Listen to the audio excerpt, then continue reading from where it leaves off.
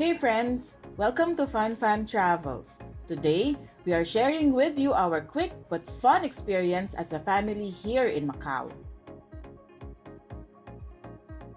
Macau is famously known for its huge resort casinos. They say that Macau is Las Vegas of Asia. Well, apart from casinos, you'll definitely enjoy the vibrant lights and sounds here in Macau. Roaming around Macau casinos is super easy and free. Most casinos are offering free complimentary shuttle buses. Today, we are excited to explore the popular resort casinos. So, let's go! Our first destination is the Londoner Macau, a brand new London-themed resort and casino with recreation of popular London attractions. I've been to London already and I'm so excited to see the resemblance of this Londoner Macau with the true London in Europe.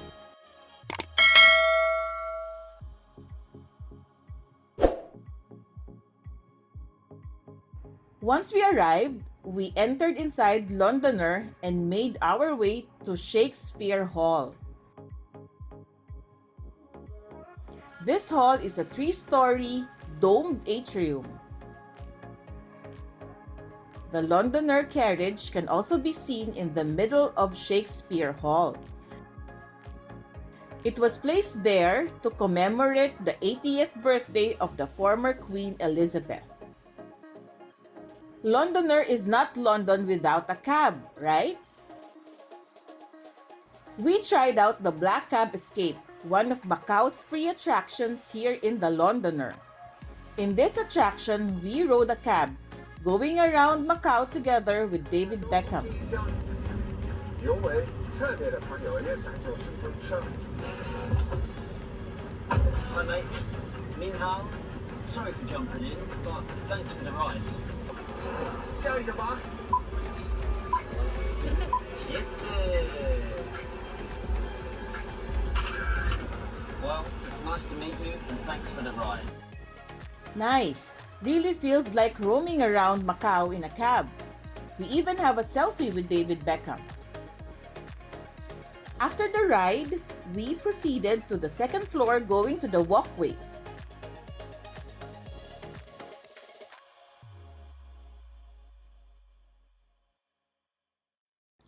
We spotted Red Phone Booth and the popular Beatles Abbey Road. These two are great photo spots to feel like you are truly in London.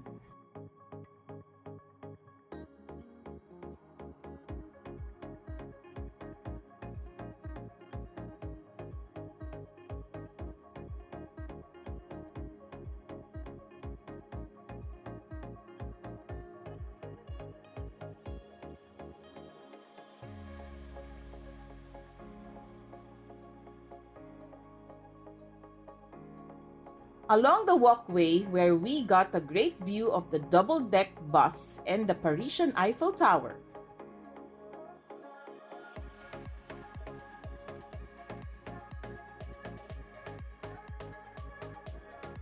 On the other side, we also got a view of the Big Ben replica. Amazing! Exactly how it looks like in London.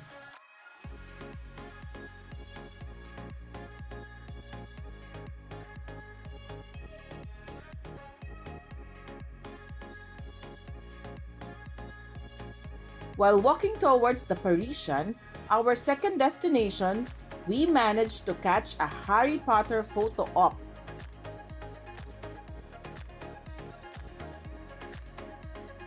The Londoner has a Harry Potter exhibition, perfect for Potterheads visiting Macau. After we took photos, we walked towards the Parisian resort and casinos to see Macau's Eiffel Tower. This is on the 5th floor.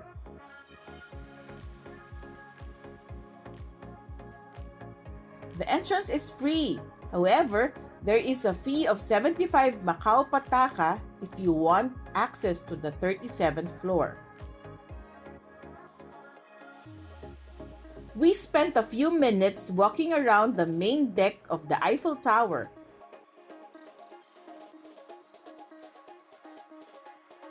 We were amazed to see how the replica looks almost the same as the one in Paris.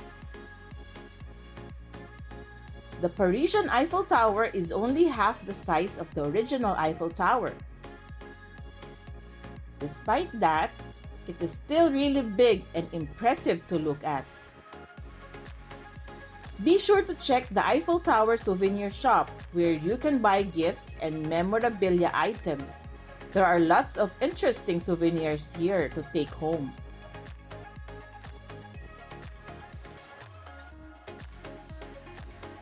Transfer to Venetian Macau is a breeze.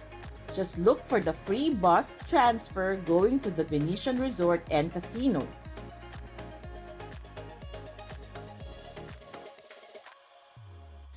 This is our third destination for the day. When we arrived at the Venetian, we walked around the Grand Canal shops. This is really huge. A bigger and more vibrant version of the Venice Mall in McKinley BGC. It has an indoor sky and not to mention the gondolas, of course.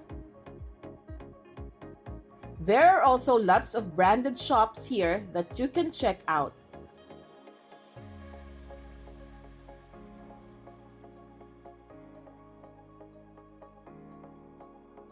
We spotted another gondola with tourists and performers playing some music.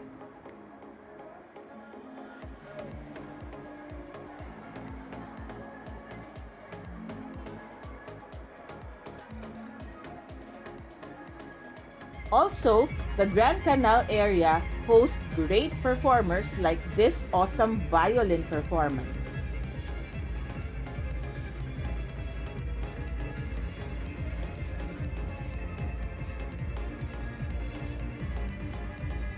Before leaving, we bought egg tarts as a souvenir from Koi K, a popular bakery in Macau.